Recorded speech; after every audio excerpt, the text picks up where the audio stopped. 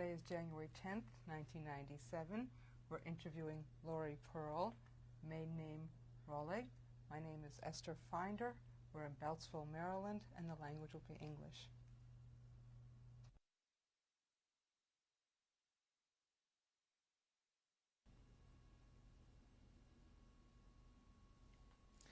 I'd like to thank you for doing the interview with us today. Can you tell me, what is your name? I am Lore, L-O-R-E, Rollig, R-O-L-L-I-G, Perl, P-E-R-L. And what was your name at birth? Lore, Leonore, L-E-N-O-R-A,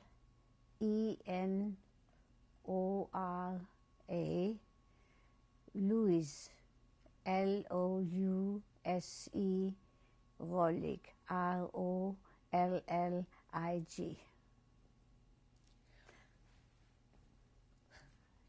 Forgot the Maria. A middle name? Part of your middle name? The third one. When were you born? On 15th of March, 1913. And how old are you? 83, almost 84 in 2 months.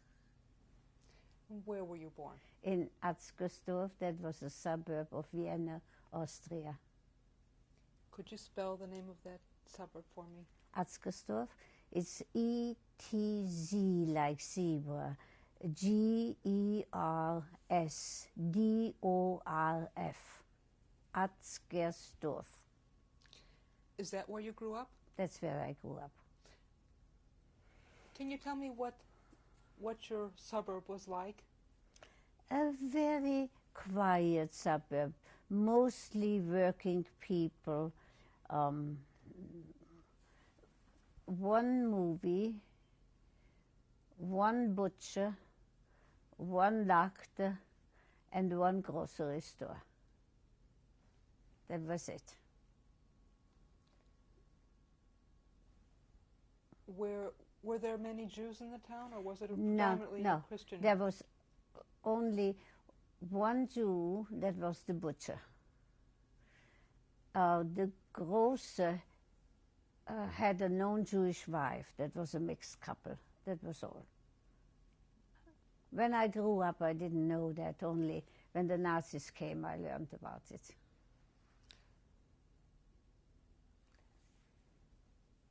I'd like to ask you about your family. What did your father do? My father was a mechanical engineer. And he, well, first of all, when I was little, he was in the war. When he came out of the war, that was a very hard time. And I remember that he took any job he could take. He started working at a factory that was being built, digging ditches and doing whatever came along. Only after I had grown up, 15, 16, that times had a little bit stabilized, and he got the job as an engineer. And his name? Franz, F-R-A-N-Z like zebra. Xaver, X-A-V-E-R. Can you tell me about your mother? What was her name? Anna, A-N-N-A, and her maiden name was Steiner, S-T-E-I-N-E-R. And did she work outside the home? While my father was in the war, she did work outside the home. She had to, because there was no social security or anything in Europe at this time. And she had a very odd job for the woman. She worked as a buyer for wood for a very large factory, large for European standards, a large factory, and they produced wooden barrels. And she went all over the country to buy wood. so that they could slice the trees, and it had to be a special wood. It had to be pliable, because in order to make a barrel, it had to the wooden boards had to be bent. I do not know how she got to do that, but she did it. Did you have any brothers or sisters? No, I was an only child. Where did you go to school? Did you go to public school? Or? To public school in Erzgersdorf, through high school. What did you study? After high school? No, just through, well, all the usual things. I had one favorite teacher who was later on arrested with me together. She taught English, she taught German, and she taught geography. So, and then all the usual things that you learn in school. It was not as elaborate as American school, you know that. And at this time in Europe, a school was the 3 R's mainly. What languages did you speak? At home we spoke German. Then my father was very fluent in Polish, and my mother spoke a little smidgen of Czech. Was your family religious? No. No. What religion were you raised with in your home? Catholic. Did you observe any rituals? Christmas tree, that was it. But I went for a long time to not a public school, parochial school for many years, because it was supposed to be better than the public schools. So you went to both public and parochial school.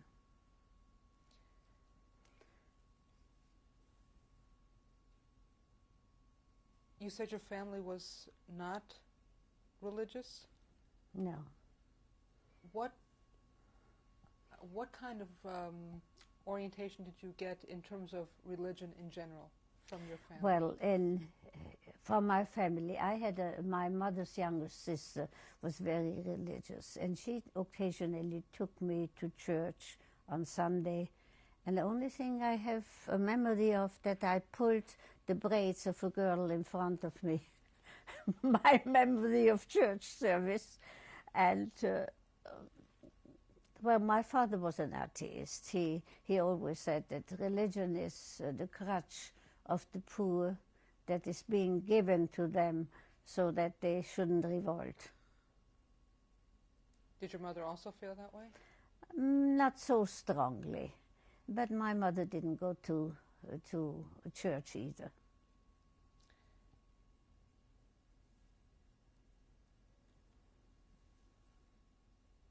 Did you, when you were growing up in this town, have any awareness of anti-Semitism or differences between Christians and Jews? No, my husband and I talked about it, and he said, I can't imagine that you did not experience anti-Semitism, but I didn't have at this time any contact with any Jews. There were no Jews around.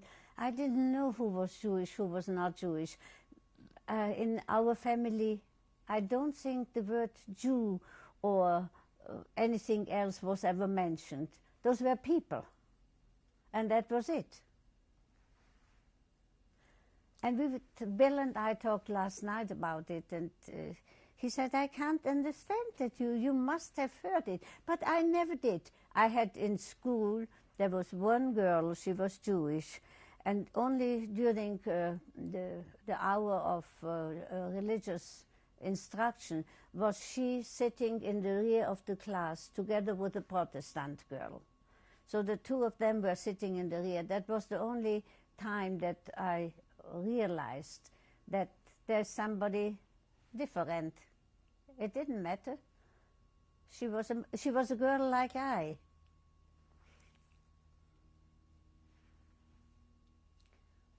When you were growing up, what kinds of things did you do for fun?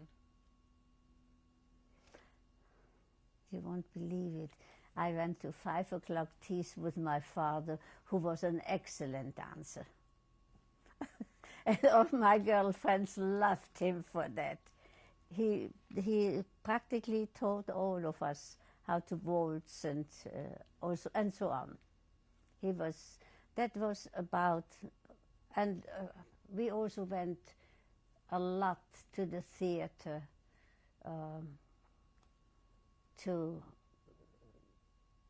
no, not ballet, but to theaters we did went, and to concerts we went a lot. My father was an ardent music lover. You said your father was an atheist. Did you have any discussions within your family about things like politics? Yes, I tell you, my father had a friend, quotation, a priest. He came very often visiting us. And my father and this priest, they had the longest discussions you can imagine. I remember just one thing that struck me. I must have been 12, 13 years, when my father told him, "You don't tell me about God being everywhere and God being so good.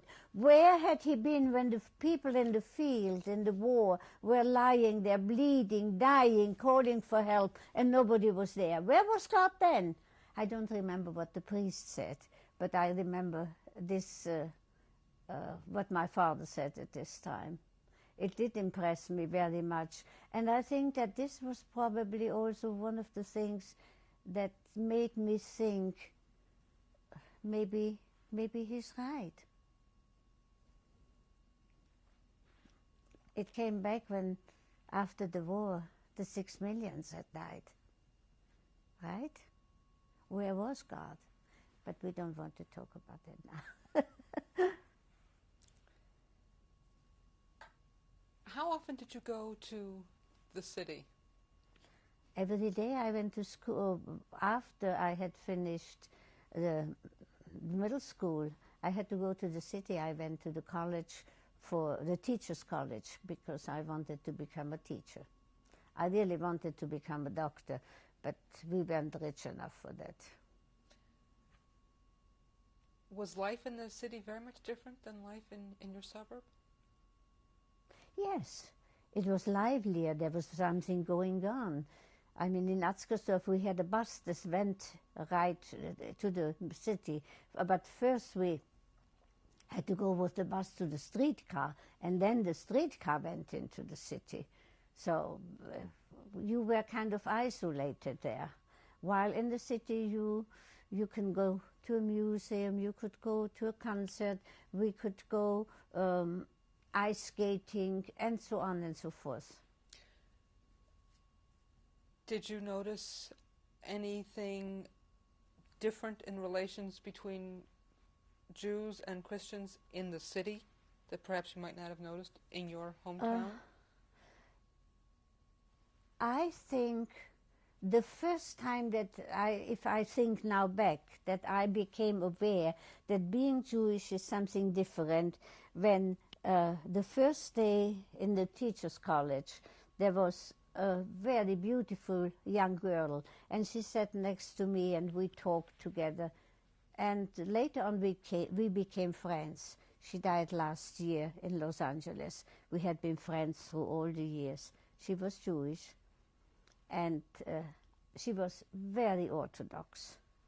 She was so that we, for instance, couldn't go out on a Friday or Saturday evening. I remember on Saturday evenings hanging out the window, waiting for the first star to come out, and so on. This is when I realized that being Jewish means something different. Did you see any anti-Semitism in Vienna? As I said before, I don't think so. My husband does not believe that, but I had Jewish friends, but from Jewish friends you did not get anti-Semitism. And the other people I was with, they never talked about it. Maybe I was in the wrong crowd, I was in the right crowd, I do not know. Were you aware of what was going on in Germany in the 30s with Hitler's rise? Yes. I became aware then, and I was very much aware. And very shortly afterwards, I met my husband, and then I became acutely aware of everything. Tell me how you met your husband. In the park.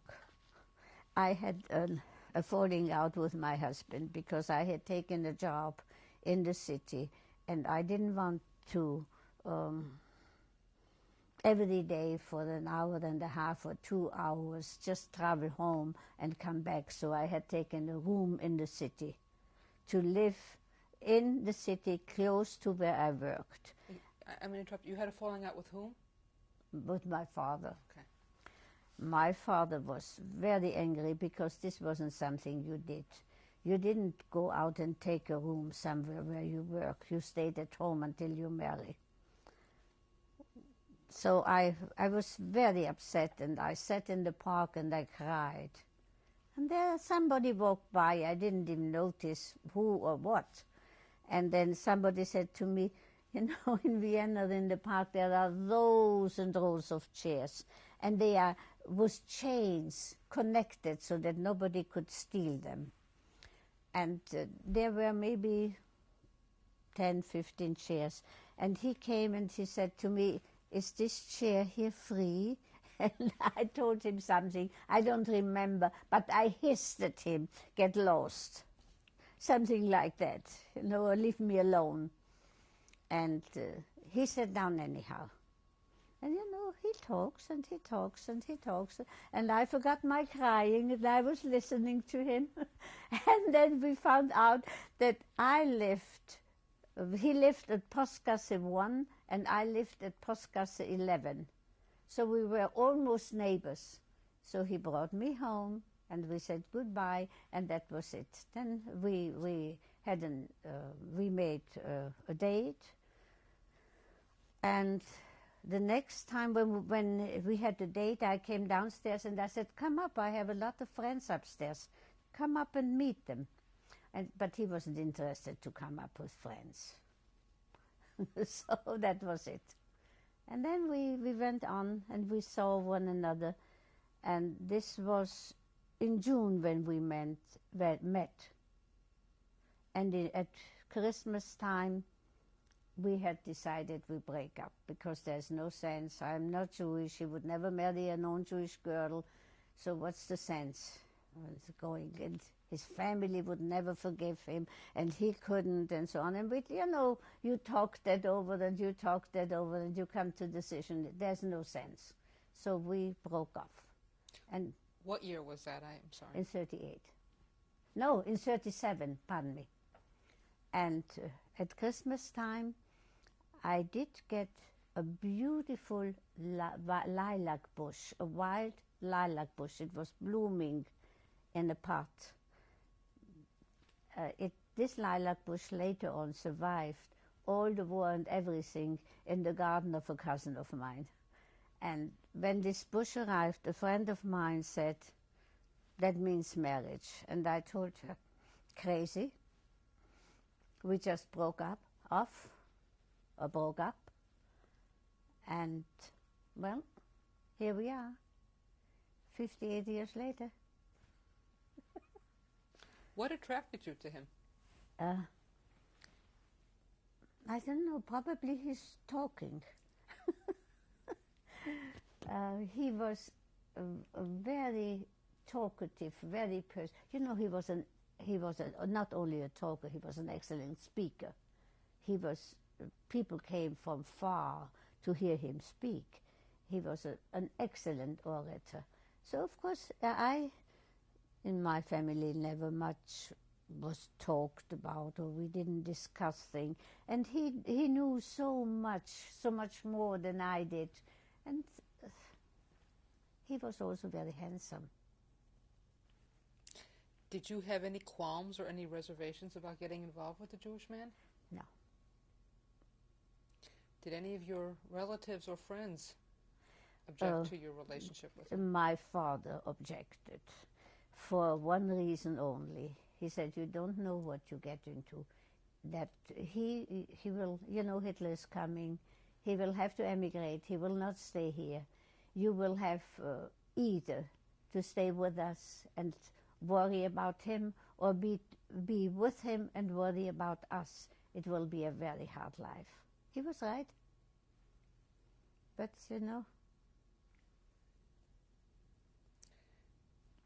Did his family or friends have any problems with his relationship with you? No. I just remember that his aunts really embraced me fully. So. How did you two reconcile and decide to get married?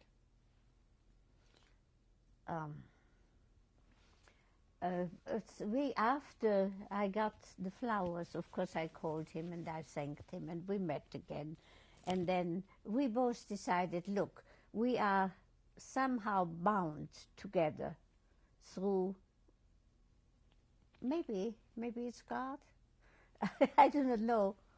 And then we decided I will convert.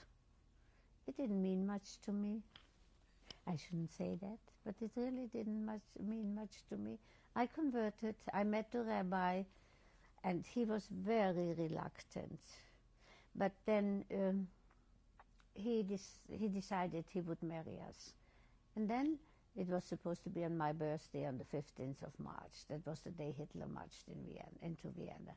So that was off. We postponed it then, and on the 17th of April we got married. Why was Rabbi reluctant? At this time, it was a very, very peculiar, insecure time, and whatever you want, and to marry a known Jew who had converted to a Jew, it wasn't something that he treasured. Can you tell me what the conversion process involved? Yes. There was no more mikveh in Vienna, so I just had lessons with him. I came to him and we talked. Most of it was talking, and then I had promised him that when I have a chance, I will take a real conversion, because this was just words, talking, and he wanted to find out whether I really mean it and so on, whether I really feel with the Jews, whether I feel like a Jew and so on, or whether this is just maybe infatuation with my husband. But apparently he was really convinced that it is a genuine thing, and he did. We stood under the kuppel, my father and his brother were there. And that was all. It was a very sad affair. To the synagogue we walked one behind the other because we couldn't go together. And off from the synagogue we walked one behind the other again. And then he went home and I stayed in this apartment that I had. And later on then in the evening I went to visit him. That was a time when Jews were not safe in their apartments. They couldn't be, let's say for one day they might have been safe, and the next day somebody might have raided the apartment. It was a very unsettling time. And we met only very infrequently and very shortly. And on the 10th of June, 1938, we packed, the night before with an aunt of his, we packed all his belongings, and on the 10th of June we brought him to the airport. Before we get to that point, I want to back up for a minute. I want you to tell me about when Hitler marched in. Can you tell me about the Anschluss? What do you remember of that day? Only noise, shouting, Heil Hitler, and knowing that it can only be bad. I didn't know how bad, because at this time in Germany there were no persecutions the way they started the moment Hitler came into Vienna. Did the fact that there had been an Anschluss and all the other things were going on around you, did it make the decision to convert harder or easier? No, it made it much easier. Because I realized that I couldn't be on the other side, so I had to be inside. And of course I had, altogether after Willy had left, and is it okay if I go on? If we brought him to the airport, should I tell you what happened at the airport? Everybody was supposed to take only 10 marks out. Now he is very sloppy. He still is. And when the guy came and looked at his luggage and took out the suit, and there were 10 marks here, and there were 10 marks here, and there were 10 marks here, and there were 10 marks here. You want to smuggle money out of Germany? And I, I was young, and I said, listen, he is sloppy with money, and I did the packing, and I didn't look, so you have to let him go. Well, they let him go, and the propellers were already going, and the door was already supposed to close, and he ran with his suitcase up onto the plane. Why was he going on the plane? Where was he went to London. And why did he go to London? In order to help organize on a larger scale the transports. He wanted to meet with Jabotinsky. I need you to explain what you mean by organizing the transports. I see. Willy was aware of the fact that when Hitler came, there will be a big slaughtering of the Jews. Maybe not in the words of slaughtering and not in the sense of slaughtering, but he knew that there was a big danger for the Jews. And he had organized in Czechoslovakia and in Poland groups of young people to go, Betarims, to go to Israel. And they would come to Vienna and they would gather in Vienna. I sometimes had 20, 30 passports that I hid. I, the big hider, I put them into a fauteuil here in the rear, thinking that the Gestapo wouldn't find them if they would look for them. Not very smart, but I did it. And so the young people came, and the first transports that he sent to Israel, the illegal transports, because there was no permission, that the British had taken all the permissions away or only gave 16 or 15 a year that could go into Israel. You were telling me about the nature of your husband's work, but before I let you continue along that vein, I want to ask you, who knew that you were married? My parents and the family, Willy's family. His aunt, 3 aunts, no, only 2. The third one wasn't told because they all said she's stupid. And Walter, Willy's brother. Those were the only people who knew. And we had to keep it quiet. We had to. Why? Because there was too much of a danger. The Nuremberg laws were just introduced in Austria, and if anybody would have known, it would probably been death for Willy and concentration camp for me, or maybe death for me too. You were telling me about your husband's work during this time. I'd like you to start from the beginning and tell me what kind of transports he was organizing. First, he started with a few Betterim. He was determined to get as many young people out of Europe into Israel, as many as he could. Now, in order to go to Israel, you can go over land, but then you had to go through Arab lands, which was at this time absolutely not possible anymore. So there was only the sea. And in order to go by sea, you had to have ships. And in order to get those ships, it was also necessary for him to get money. And for this reason, he went to London in order to arrange to have funds to be able to hire ships that brought then the refugees to Israel.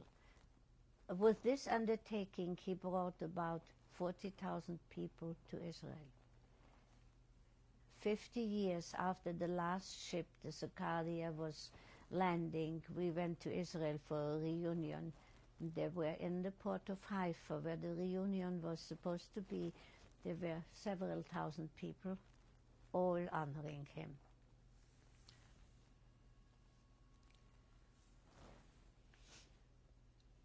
How much involvement did you have with his work during this time? Besides, you mentioned that you were hiding some passports. Yes, and then when he was gone, I didn't have anything to do anymore. But while he was in Vienna, which was a very short time, from April 17th until June 10th when he left, the only thing I could do was give comfort, help at times to make phone calls or hide documents and so on. When he, for instance, once had to go to the Gestapo, that was a very large hotel on Mordsimplatz in Vienna, I sat across in the coffee house waiting for him, hoping that he would come out. Fortunately, he did come out again, and shortly afterwards he left. But as far as work for the organization, I couldn't do much because this was a very well-run and very well-oiled organization. Those were young people. They really did a precise work. Like clockwork, it worked. Were you present at any of the meetings or any of the events that occurred? I only was present when his first large transport from Vienna left. Can you tell me about that? Yes. I was there with two friends. One was a photographer, and the other one I do not remember anymore, was a lady, but I don't remember anymore who she was. And we saw the SS people, Eichmann and Lange and something like that. They were standing and Willy greeting them, and they kind of haughtily. He couldn't say Heil Hitler to them. He couldn't say good evening to them. He never knew what they would do. So, and he went then to the train, and there were commands in Hebrew, and the young people came out of the train, and he gave a heart-wrenching speech there, saying, in a sense, you are leaving a country where you are not wanted, and you are going to a country where you will be embraced with open arms. And I wish you all the luck that can be. His brother Walter was on that train too. And then one of the girls started to sing the Hatikva. And they all sang the Hatikva. And then they went into the train, and the Gestapo people were standing there. Jews and military commands? How is that possible? So then the train left, and of course I couldn't go with him or to him. An SS-man came and took the film out of the camera of the man who was with me, and that was it. We left, and only later on we met in his aunt's house. Did you have to explain your being present? No. Nobody questioned you? No, I was with the photographer, so they probably assumed I was a journalist or something.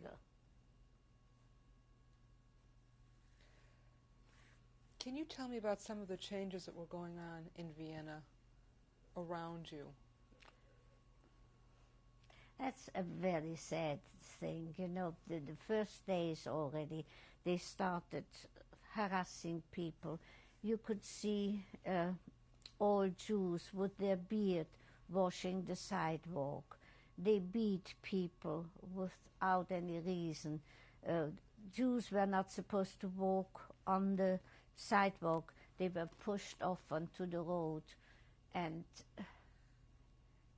I don't want to remember. I have very hard tried to forget it. There was a group in Vienna. It was run by, I think he was Belgian or Holland, Gildemeister. And there, very many Jews went to him because he was supposed to be able to get visas and help them out. And very often I went there to help, to see what I can do. But there wasn't very much that I can do. Now having grandchildren, I very often remember the woman with a delightful little boy, and I always wondered whether she got out or did not get out. But I was arrested. I couldn't do anything anymore. And I had a friend in the district who had a delicatessen store. And to her I went when the transport started. And she gave me, you know, there were food rations. You couldn't get or buy anything. But she gave me unbelievable amount of food for the people that were going on transports. And I went to the so-called Sammelstelle, to the collection point, and brought the food there, too. Did you work, or did you go to school during the time that your husband was engaged? No, I worked. What was your work? I had worked with a physician. His wife had died, and he needed some help in the office. And he knew my father, and he knew that I was out of work. So I went to him, and I worked then as his assistant.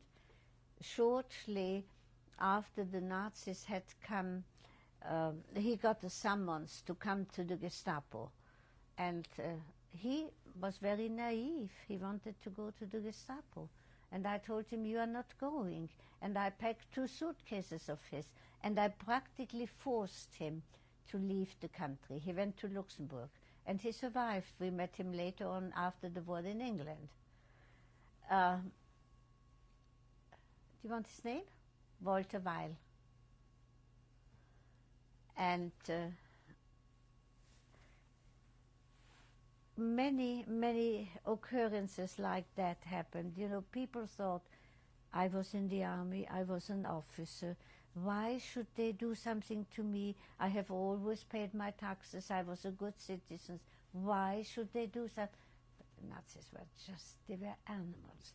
I had a cousin who for one whole day sat in the store window on a stool, not a chair, a stool, with a large the placard in front of her that said, and dieses christliche Schwein kauft bei einem Juden ein.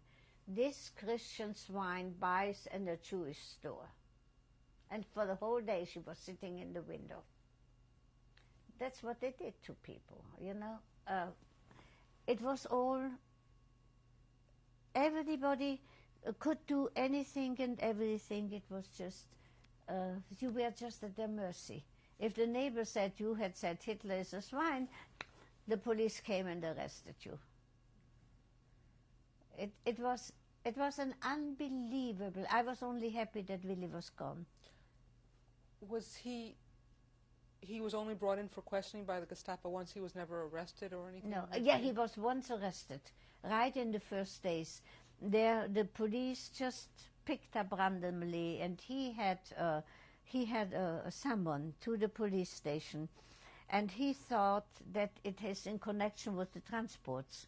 So he didn't want to do something that's wrong, that jeopardizes the transport. So he went to the police station, and it found out it was just one of those raids where everybody was arrested. And he was brought into a school that was transformed into a prison, a temporary prison. And there he met one of his co-workers and friends, Turi Deutsch. And the two of them somehow managed, with Willis and Eichmann and Lange and so on, they managed somehow to convince the police that they have a very important matter going, and the transport wouldn't be leaving if they are not getting out, and they were let go again. You were telling me about your husband going on the plane, right, and leaving. When did he leave Vienna? On the 10th of June, 1938. And what precipitated his leaving at that time? Was there something that happened like right before that made him leave on that date? No. It was the decision, he had telephoned with London, and it was the decision that he has to go in order to be able to get the transports running. Okay, so he was going in order to accomplish something, right, as opposed to running away from right. something. Okay. And he even had a visa to come back. Did you have much contact with him after he left Vienna? No. He wrote to a friend of ours in Switzerland, and this friend of ours sent then the letters to me, and I did the same. I wrote to Switzerland, and the letters went to him. You said that when he was not in Vienna, there was not very much you could do to help right, with that kind of work. But did you, on your own, did you in any way help to rescue any Jews? I brought several of his family members over the border into Czechoslovakia. I had a very, very good friend who was married to one of the richest Jews in Vienna. And one day she came, that's what I told the Gestapo. She came to me and said, we have to be on this collection point the day after tomorrow. I'm not going. My husband is going. Will you hide me? Sure, whatever I can do. So I did hide her, and her husband left, and her husband was, of course, killed. Shortly after she was with me, my father had died a short time before. So I was quite of run down, and I wanted to go away for the week, so a few days. So I told a cousin of mine, you stay in the house so that if there's light or water running or something of that kind, people would not think that's an empty apartment. How come? So the two women stayed together, and my friend's name was Valerie. She did one very stupid thing. She went to her lawyer, and when she came to the lawyer, she had promised not to leave the house. But she, sometimes you do stupid things, and she left, and she went to the lawyer, and when she came to the lawyer, there was the Gestapo. And of course they said, come on in, and so on and so forth. And I do not know what they did to her, but she gave my name that she had been hiding with me. And then the Gestapo came. When I came home from vacation, the Gestapo was waiting for me.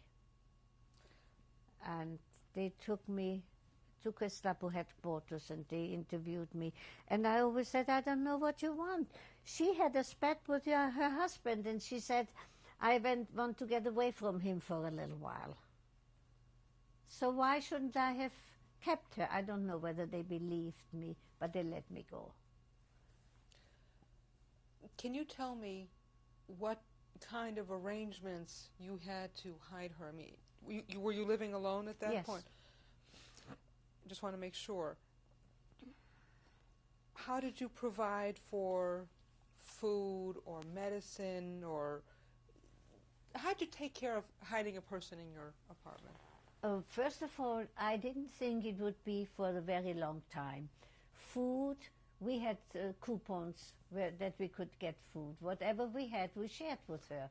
As far as medicine goes, we were all young people. We didn't think that anybody would get sick. You know, of medicine you think only when you are over 50, not before. And we did not make any plans as to that. The only plans that I had, that she doesn't have to sit in the dark. So if my cousin stays there, if there can be light, if water is running and you can hear it, then people will know, well, Erna, my cousin, is there. And that was all. That was all the provisions I could make. Did you have something worked out where during the time that you were at work, yeah, she had restrictions on her movement? Yes. Yes, she always had restrictions while she was in the house. She couldn't leave it, the apartment. She just couldn't leave it. She has to be, it's terrible, but it was her life. And she, unfortunately, the moment I was gone, she did not heed that. Do you know what happened to her? Yes. I got a letter from her sometime later, from somewhere in Poland. Please send me food and send me warm clothes. And I sent her food and I sent her warm clothes. And a few days later, the Gestapo came and got me. Can you tell me about that? Yeah, very early in the morning, there was, you know, one of those knocks that the whole house knows. And I opened the door, and first of all I asked, who is it? And it was Gestapo, please open.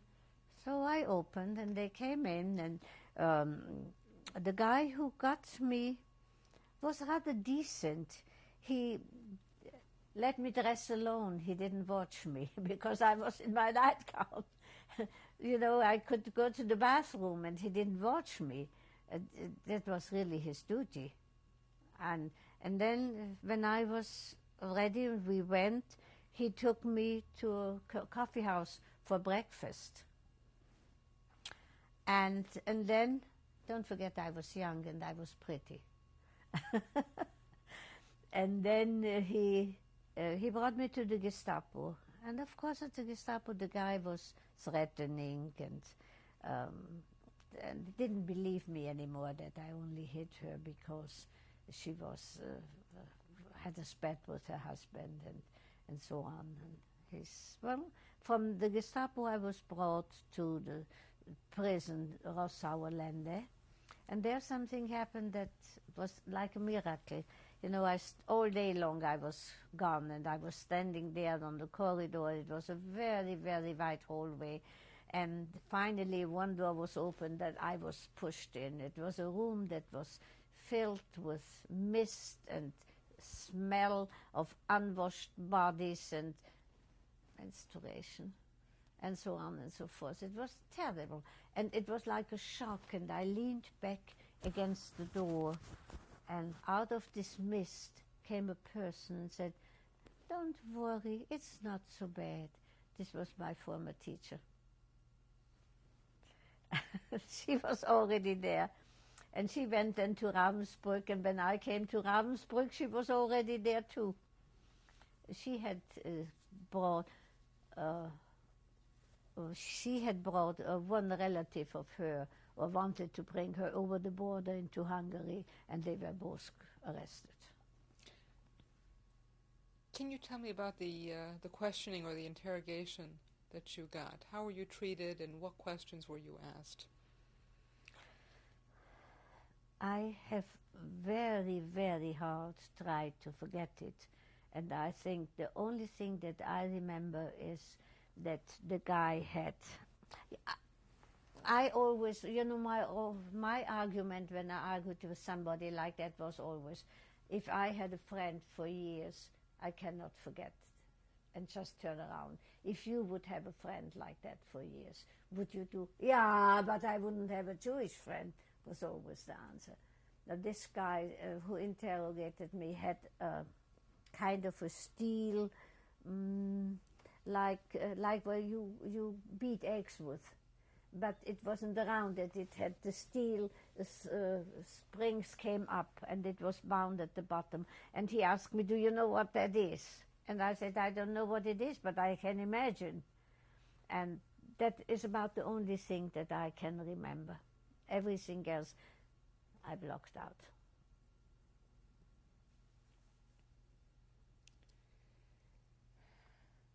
Can you understand that? Yeah. Had you been aware of concentration camps and arrest by the Gestapo? Yes. Can you tell me what level of awareness you had before your arrest? What did you What think I was heard. going on? Yeah. You know, nobody was allowed to speak about concentration camps. Everybody it was a hush-hush. If somebody had by any coincidence come out or worked there and was found speaking about it, he would go right away back in. About the concentration camps we learned, or I learned, because many people were sent and you never heard from them again. That was one of the things. Of course, how and what you couldn't imagine. Did you have any idea of how, let me first establish the date. When was it that you were arrested? If you could give me an approximate time frame. I have my arrest report here, and I also have the report when I was released. So we'll get the dates from the actual later, documents. because I am absolutely unable to remember those dates. As I said, I'm very good in repressing. Did you know how Jews were being treated in the occupied territories? You mean in... Other than the letter that you got from your friend, did you have any other... Yes, because I knew how, if you say occupied territories, I wasn't quite sure what you meant now, but I know that in Poland that people were killed, that they were tortured. Mostly, they didn't even take time for torturing it. Mostly they killed the people right away. We heard that. And you know, I also listened to the radio, and the streets were paroled by trucks to find out and if somebody listens to a foreign radio. But we did it anyhow, so we knew what was going on. What radio station did you listen? What? I don't know. But it wasn't. It was a foreign station. It was a foreign station. Can you remember the specific charges that were made against you at the arrest? Yes, I have it in my arrest report, that I hit Jews, that I held Jews, that I had contact with Jews who are out of the country, and through my terrible behavior, I am working against the Reich.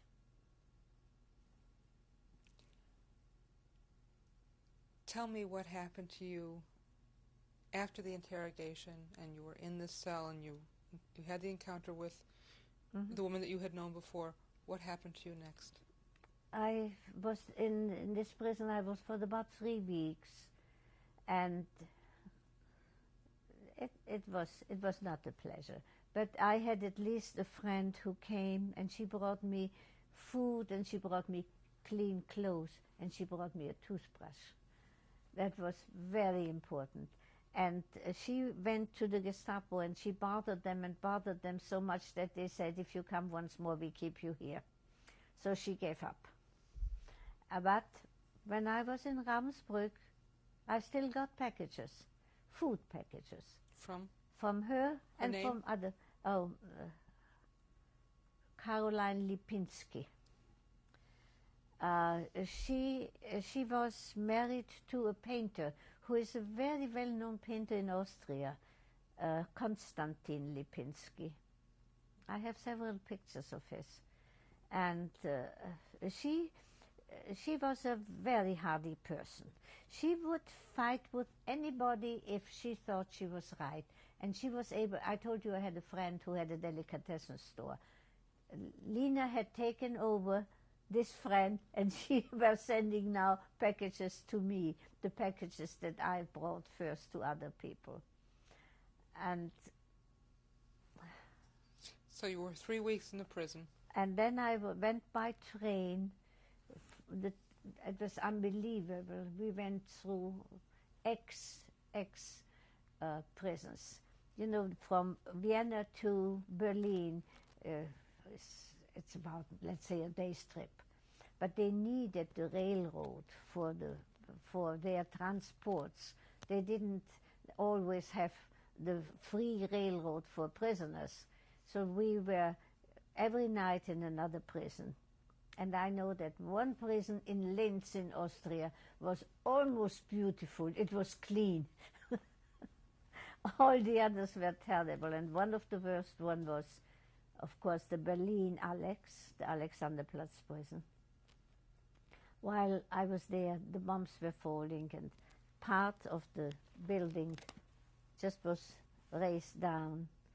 And in Prague, in the Pankratz, that was one of the most horrible experiences. They had brought in the partisans from Yugoslavia. And we were standing there on the wall, having our hands stretched out like that for hours. Try it once, how long you can do it. And if you let your hands drop, you were kicked and hit and so on. And then when we finally came into a cell, there were those partisans, bleeding, full with festering wounds, without anything on them. Those are things you just cannot forget, even if you try very hard. And I remember that I took my, not my skirt, the underskirt, you know, and tore it apart to help to clean one woman's back. It was just one piece of raw flesh, festering and smelling. You were telling me about the conditions of some of the other people that were in the prison with you, and you had talked about using some of your own clothing to help bandage and care for another prisoner. I'd like to continue. It was the Pankratz, the prison in Prague, and the SS had taken over, and a lot of prisoners that were sent to the different camps were going through the Pankratz. And among the people that were in the cells where I was were Yugoslav partisans. And they had been treated terribly. Some of their souls were simply raw pieces of flesh, so were their backs and their breasts. It was terrible. And there wasn't very much that we could do, because we didn't have any medicine or anything. The only thing was what we wore. And some of us just tore off parts of our underwear in order to tore it apart into strips in order to be able to soothe the pain and to help to clean the wounds a little bit. So you were not allowed to bring anything with you when you were sent? No. And did you know what your ultimate destination was going to be? Not officially, but the people who had come from Ravensbrück in order to be interrogated in Vienna again, they told me, you probably will go to Ravensbrück. Tell me about your arrival in Ravensbrück. You won't believe it. I do not know how I got to Ravensbrück. The only thing I remember was that we stood there at attention in a long row on the long street, a pretty wide street, and women with dogs were walking up and down so that none of us could escape or move or whatever. And somehow I had lived in a daze all those weeks. It was really not I was only the onlooker that what happened to me. And then in Ravensbrück, when we arrived, something happened, and I always think that was the day of my awakening. A truck, two witnesses of Jehovah were walking on the street carrying a basket with laundry in between them. And the big truck came up, and there was, it had those long side mirrors. And the truck driver, I'm sure, drove purposely very close to the women. The mirror hit one of the women. She fell, and the truck went over her. And of course, we were new. Many of us tried to run to help. And those overseers right away did seek the dogs on us. So this was the moment when I realized I cannot be in a daze. This is it. I have to wake up. And I have to be I, and I have to fight for myself. So somehow I feel she had to die in order that I could live. And that's a very, very hard thing. What were your first, what do you remember first, your first impressions of Ravensbrück? You said you don't remember how you got there, but when you look back now, what comes to your mind? Oh, that, as I just told you, that's the very first thing. No, the first thing was that we were undressed. We had to undress and went through a long line of SS men. And then we came into a room where there was a long, low table where we got clothes and shoes and so on and so forth. This is the first memory. And then coming out in prison clothes already, what happened then. Now, I really don't know what was the first and what was the second. Who were the other prisoners in the camp? Besides, you mentioned yourselves and the Jehovah's Witnesses. Oh, there were political prisoners. They wore red circles, or red, not circle, a star, no, a triangle, a red triangle. Then there were the so-called asocial prisoners. They had a black triangle. Those were prostitutes and so on. And then the Jews had a black and a yellow triangle, one on top of the other. Was it women only in this camp? Only women.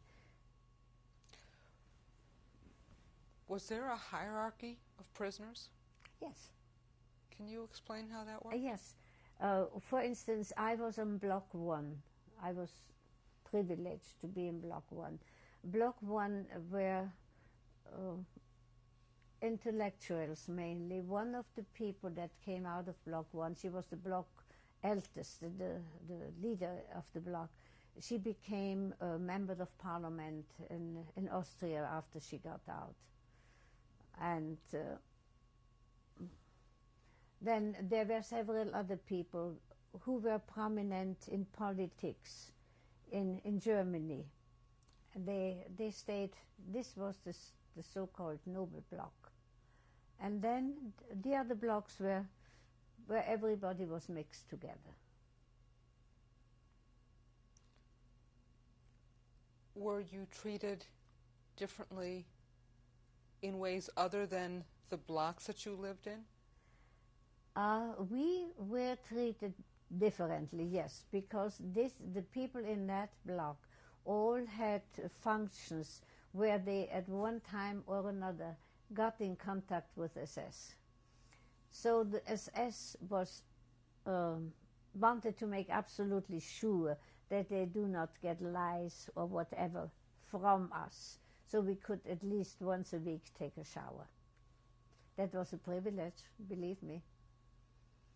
And this was really the only thing that the first block, the Block A, had in comparison with the other blocks. The other blocks probably went to every 2 or 3 weeks for the shower, while we could go every week. Did you? And there's one thing that I remember.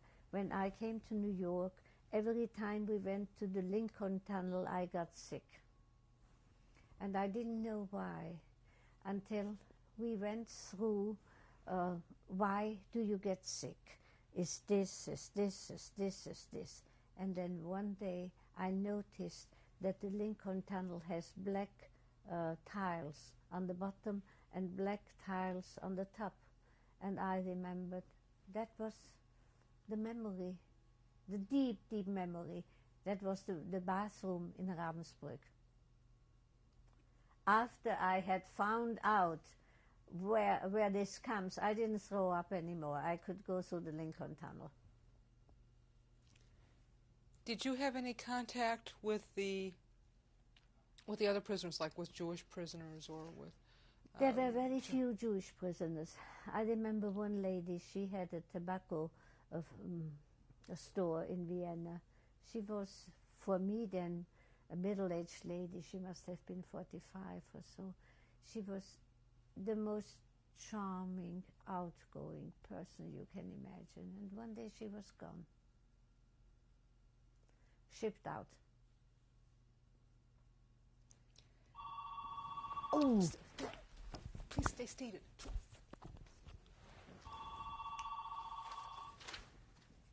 Did you turn it off?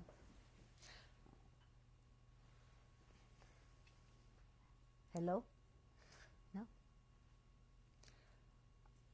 With respect to the camp itself, can you tell me what food was like, or other sanitation facilities might have been like for you? We were, I'm sorry.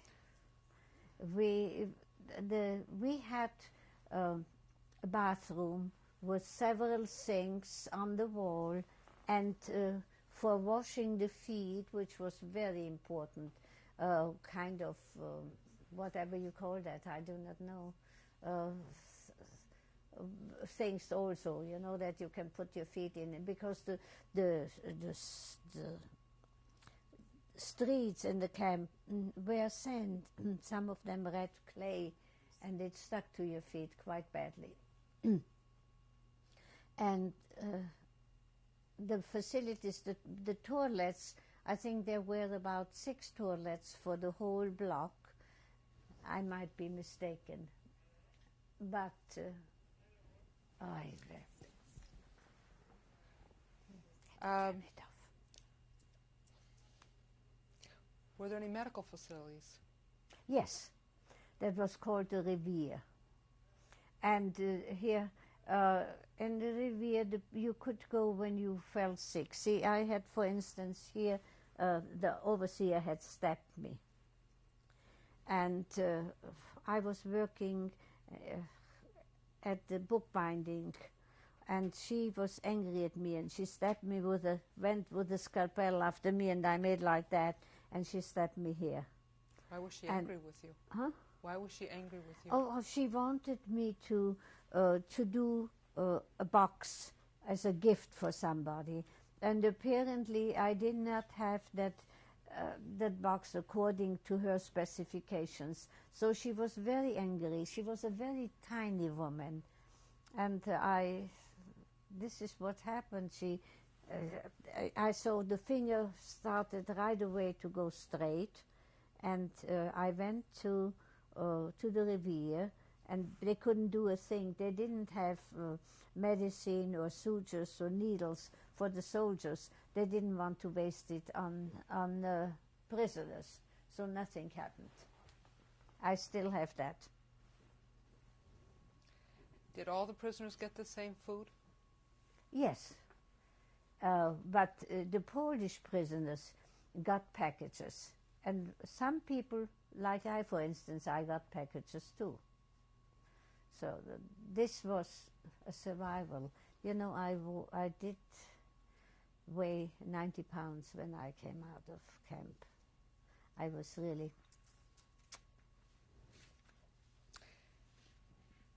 Tell me about, you had a special job. Can you tell me a little bit of what your day was like, including the job that you had to do? Very early in the morning, at 4 or 5 o'clock, we were awakened by a siren, we had to wash, clean teeth, whatever you could do. And then the very big hampers were brought with food. They were very tall, and it was coffee. The coffee was a brown mixture of something, and a piece of bread. The piece of bread was supposed to hold you for the whole day. They had those square breads, and we had about a quarter of one of those breads for the whole day. And you had to hide it very well that it could be stolen. In our block it wasn't so much theft, but in the other blocks it was. Then we stood at the Perl. The appel would take anything from an hour to 3 to 4 to 5 hours. If somebody had absconded during the night, we were standing there until they found them, or until they got tired of watching us standing there. The danger was that when you stood and you fainted, that you were trampled to death. That was one of the big dangers. And this was the same treatment for everybody. There was just nobody who was exempted from that. You fell, and that was it. I had asked you if you remember the dates, but can you tell me what seasons? How many winters were you in this? 2, I think, 2 winters. What was the hardest thing that you had to endure for you personally? I can't tell you. I do not recall, but I can tell you what was a joy for me, a real joy for me. Sitting together with other prisoners and plot what we would do to the overseers when the camp is freed. That was one of our big joys. And then we had one Viennese woman. She was a prostitute in Vienna, and she played the guitar. And very often we came together and we just sat together and talked. Those were the joyous days. The worst things, I think the really worst thing was crossing a block that we knew was the medical block, and hearing the moaning and the cries of the people who were there operated on. But you see, I really tried to forget it. I have to ask you this question anyway. And Yeah. This is exactly the kind of thing you'd like to forget, I'm sure, but did you witness any deliberate beatings or executions? Beatings, yes. Yes. Beatings, I've watched many. Execution, no. Some of the beatings might have been resulting in death, but this I don't know. Did you witness any suicides? No, but many, many years after I was in America, could I only make a steak. The smell of burnt flesh was something that I could, until today, I cannot forget it. Those were suicides. You mentioned that you got packages. Yeah. Did you have any contact from the outside world with respect to news events? What was happening in the world? Did you get any letters that No, told you of letters, anything? No, nothing. I only got once a letter. Then I was called to the commandant, and this letter was from the Red Cross that Willy had sent through the Red Cross. It got me. It got to me. And what did you learn from this letter? Just that he's well and alive, and that he's waiting for me. When you were arrested and sent to prison, did you have a specific period of time that you were supposed to serve? No. No. This was a rehabilitation, and as soon as you are rehabilitated, you could go home. And how did they make the designation that you had been rehabilitated? I don't think anybody was. I didn't go home because I was rehabilitated, but I had an uncle who was a grouch and a krakele, you know, one who is not satisfied with anything, and he worked for the Austrian ministry, foreign ministry, and he went to the Gestapo again and again and again until they said, all right, we'll let her go. This is the way I came out. Were you admonished in any way when you left the camp, told not to talk about camp life? Yes. What were you told? We were told, if you talk or say one word about conditions or anything in the camp, you may be absolutely sure that you come back.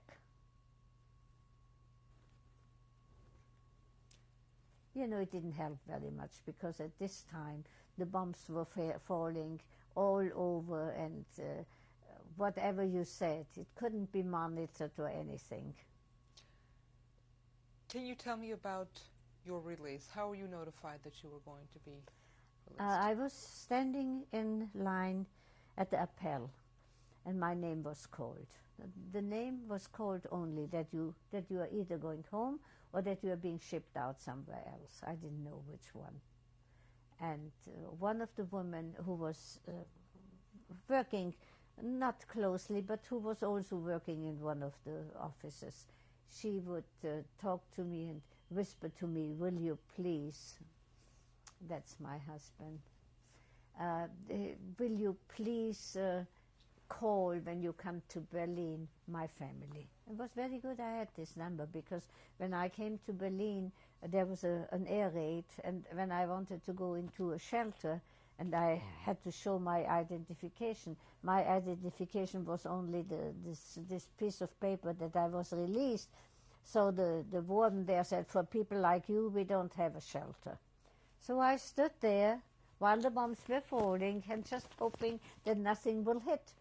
And then afterwards I called the number that the girl had given me, and they told me, take this and this bus and this streetcar. I went to them and I slept the night there, and only next morning I left for Vienna. How did you get to Vienna? By train. How had things changed in Vienna during the time you were in Ravensbruck? It was very, very much destroyed. There was so much destruction that it was just unbelievable. How did your friends, neighbors react to seeing you again? Oh, they thought that I was their lucky piggy, that when the bombs are falling they cannot hit them, because I wouldn't have come out of camp to be killed by an Allied bomb. It was true. None of them was hurt. Did any of them ask you about your experiences in the camps? I did talk pretty freely. And you know, I did something that I, just thinking now, was extremely stupid. This teacher of mine was still in Ravensbrück, but she had a son, and this son was supposed to jump behind enemy lines, and he decided not to do that. So whatever happened, he came to me one day and I said, I can't do anything because everything is so open, but you can be down in the basement. And while the SS was upstairs, he was hiding down in the basement in the coal bin. Stupid. After you came back from being in Ravensbrück, Yeah. how did you support yourself? Were you able to find employment? No. But I had money that my father had left. I didn't need very much. So, and shortly after I came home, Willy came to pick me up. Can you tell me about those last few days of the Third Reich? What was it like in Vienna in those days? Those last few days? I didn't understand. Yeah, the very end of the war, right before Germany surrendered. First of all, we had, the house was full with SS. The SS had built encampments in the garden, and you could hear the so-called Stalin organ played all the time. You heard shooting, and then finally the SS ran away, wanted us to come along, And I said, if I have to die, I die in the house. I don't want to die out on the road. And I stayed, and almost everybody else stayed. And then the Russians came down the street. The street was called the Hill of Roses. And they came from the Dop, walking down. And we were very happy, but the happiness didn't take very long, or didn't last very long, because then the raping started. And so I slept then for about 2 weeks in a hospital for the mentally ill.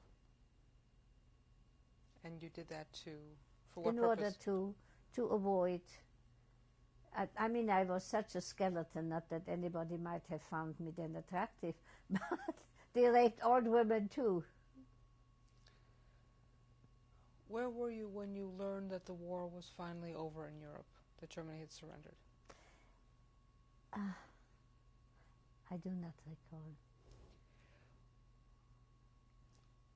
When did you first become aware that millions of Jews had been killed?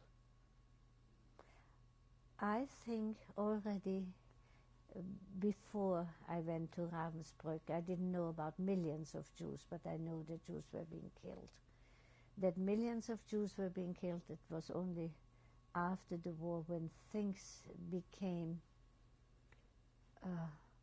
a little bit more, when life became a little bit more organized and the news media started to bring news about it. This is when I became aware of it. So when did you first realize that the Jews were actually being killed? You said in the very beginning, before Wally, when they were collected and sent to resettlement, and you never heard from them again. This was the first thing that I did. It was not a certainty, but I knew. Okay. Everybody who had a little bit of brain knew.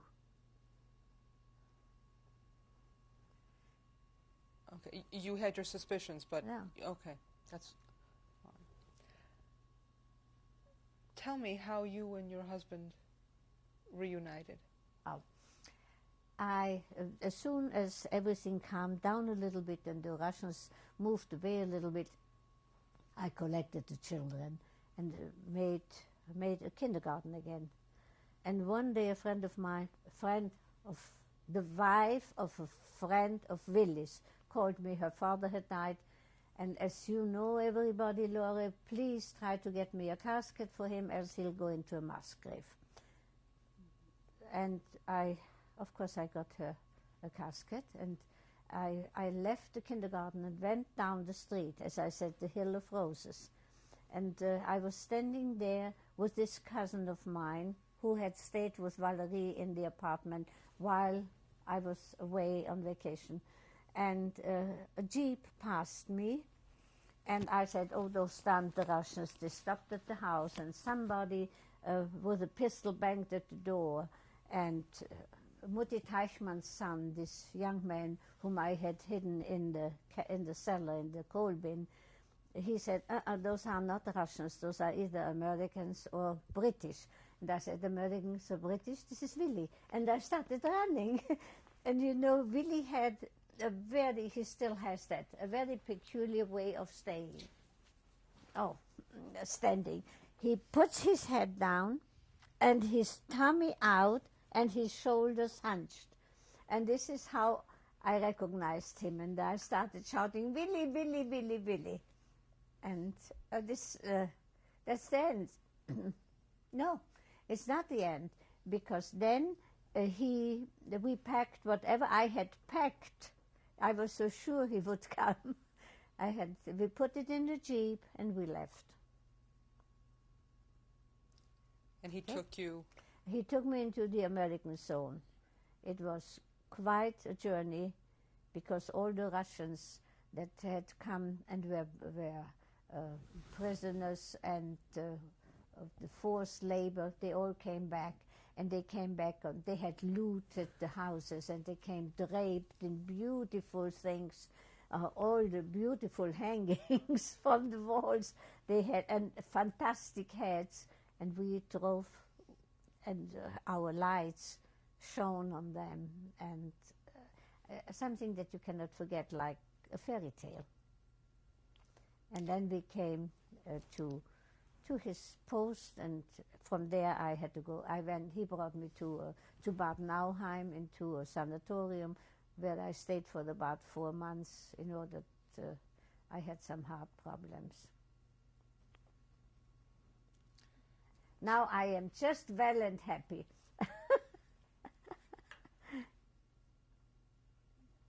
Besides recovering your health, were there other difficulties that you faced in the, after the war in the American zone, and given the circumstances, did you have any difficulties adjusting to being in the American zone in post-war The only difficulty I had to adjust to American life. For instance, I would say, let's buy a house on the river.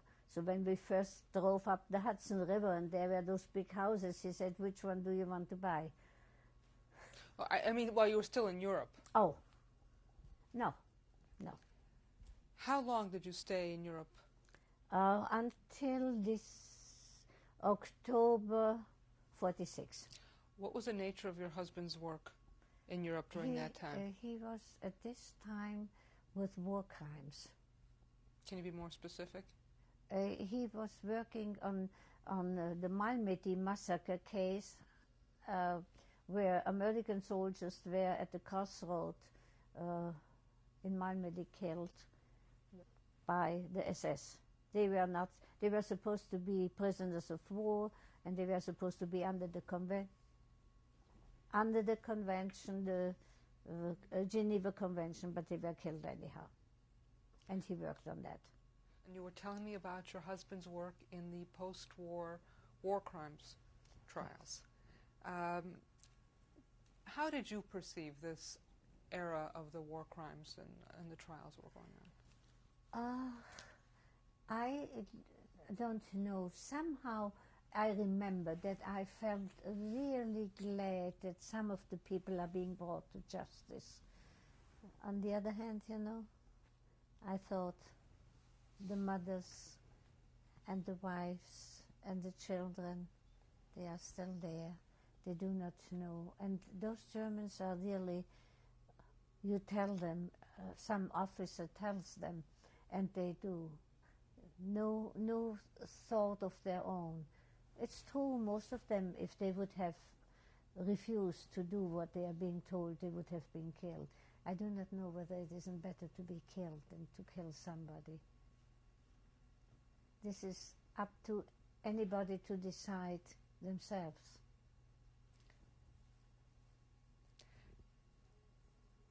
During this time, with your husband doing this work, Yeah. Did you have any contact with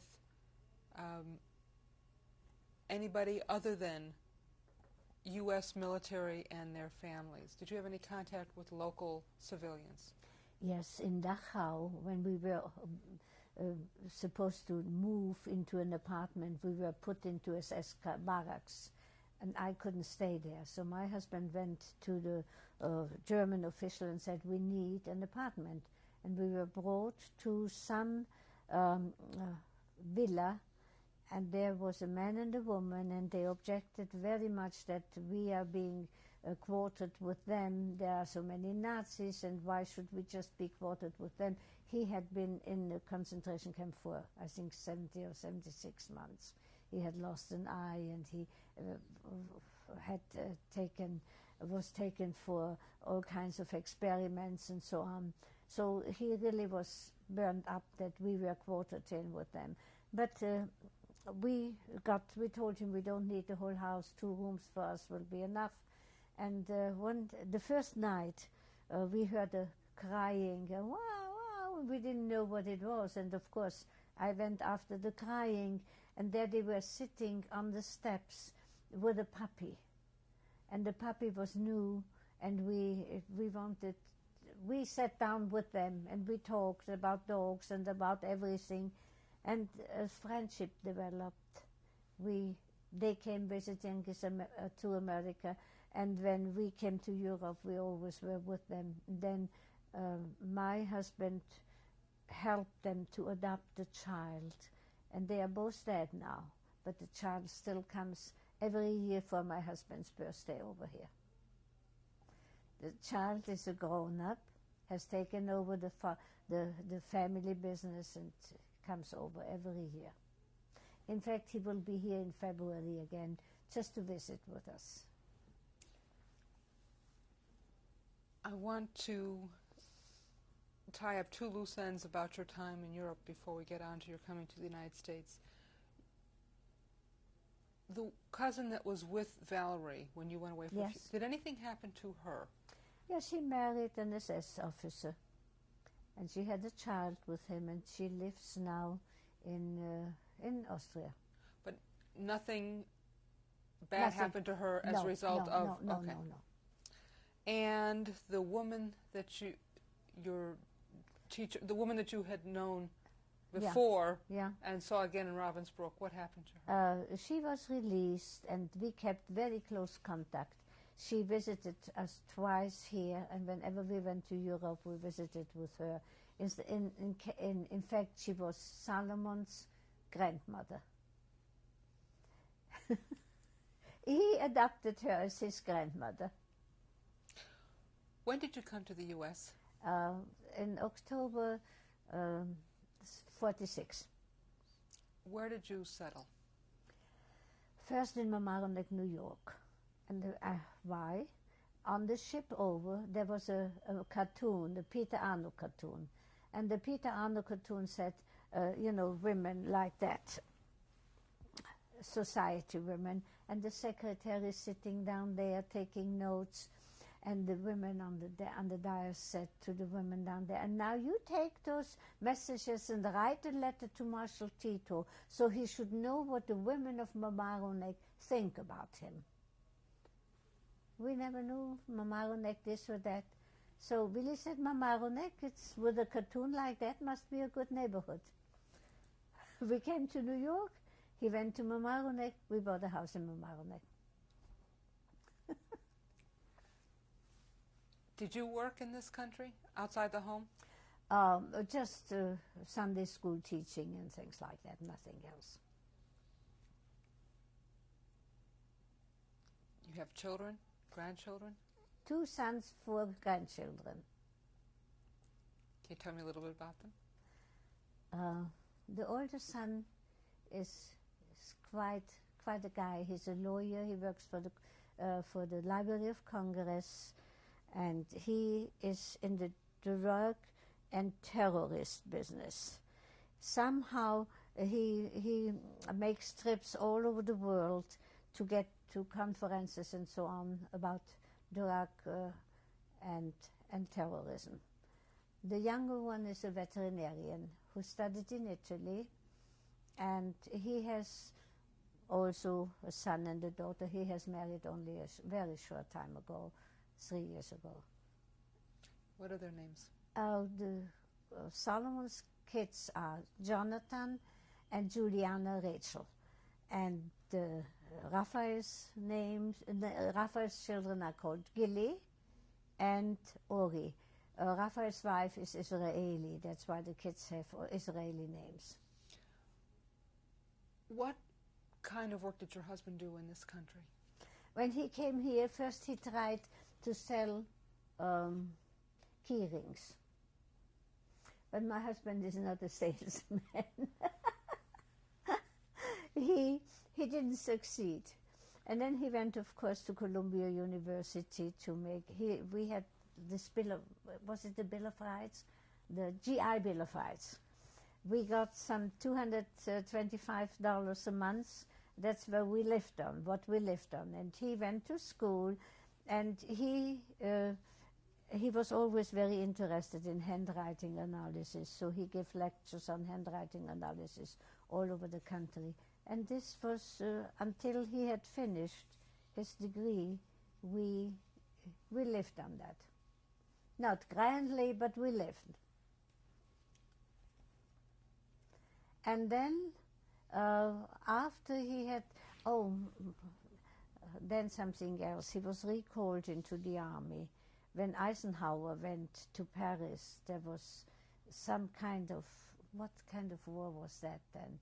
Bill was supposed to be on Eisenhower's staff, but he didn't want to do that, so he volunteered for something else, and we went to Fort Leavenworth, where he became the chief psychologist at the disciplinary barracks.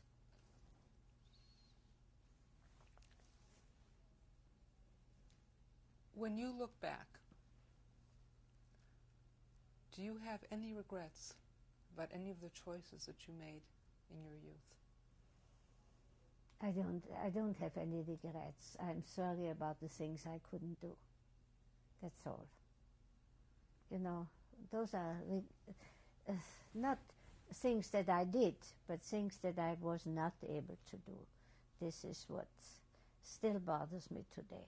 Can you explain that a little bit? Yeah, as I told you before, the woman at Gildemasters and her son, that I wasn't able to help, that I wasn't able to get more people out than I really did. Are you a practicing Jew? Yes. We light the candles every Friday and we go to the services on the holidays. Did you call this a practicing Jew? Well, I was going to ask you what traditions you observe. Yeah. What has Judaism offered you in all these years? Has it offered you anything?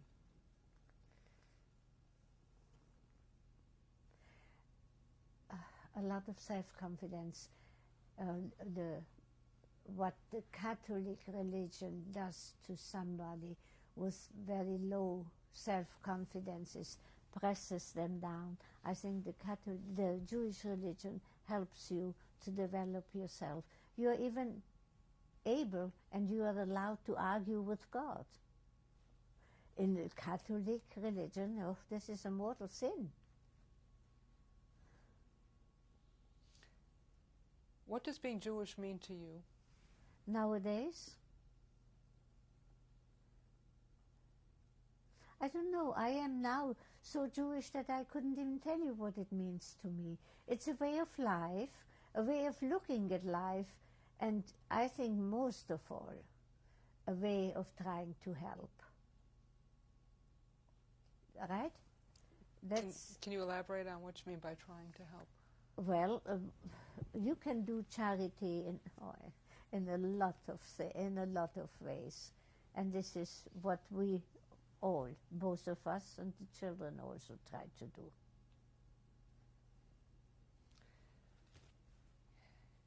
Is there anything that you'd like to add at this point before we conclude the interview? Is there anything that perhaps you've forgotten to tell me that you'd like to mention now? No, that I have until now always tried to repress everything that I went through. My children do not know half of what I told you. I don't think there's any need for them to know, but I think it's important that it is here and recorded, even if not only for my children, for other people, and that other people might see what had happened and might try to do the right thing, even if it damages them. Is there any message that you would like to leave on tape for your children, your grandchildren, or for anybody who's going to watch this? Only that they should be happy. That's all. Ready? It has been my honor, my privilege to meet and to interview both you and your husband, and I thank you. Thank you, man. Can you tell me who are these people? Those people are my parents, my mother, Anna, and my father, Franz. They were married in September 1909. And where was this done? The picture was probably done in Czechoslovakia, where they got engaged, in Freiwaldau.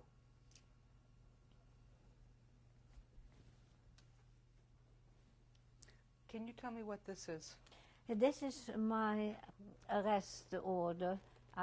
It comes from the Gestapo, and It says that I behaved in a way that a German woman shouldn't behave and that I have to be arrested. And the date on this is January of 1943. We had talked about the dates before.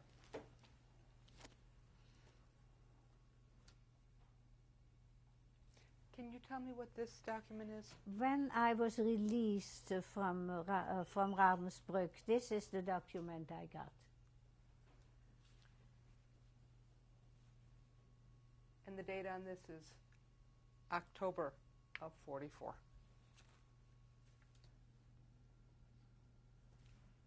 Can you tell me what this is? Yes, after my husband picked me up, I didn't have any kind of documents. So we tried to get a passport, and of course, as it was still Germany, I got a German passport, but it was stateless. So that I really didn't belong to anybody or to anywhere. I didn't have any home or any place to go to. And this is what the passport says.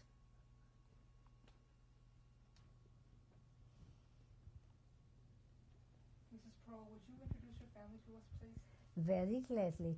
You know my husband who is sitting on my right side. Behind me here on the left side is my older son, Raphael. On the right side is my younger son, Solomon. On my lap here is Ori, my oldest son, younger son, and his oldest daughter, Gilly, who is just making now a funny face. I've met your husband, but would you introduce your husband to the camera, please? Oh, my husband is Willie Pearl, or Dr. William Pearl. Would anybody like to say a few words or make a comment at this time? I just wanted to say that I think that I have a really special mother. People tend to focus on my father, but my mother, being Christian, didn't have to go and help and save Jews. My father didn't really have too much of a choice. He either had to run, stay and be killed, or kind of revolt. But my mother just could have avoided all of this. And she stood up and she did what was right. And I'm sure many people would have wanted to do that, but very few people had the courage to do so. And I think she's a really special person. And she's been a wonderful mother. And is she a good grandma, Gilly? Yes. Is she a good grandma, Ori? Yeah, okay, good.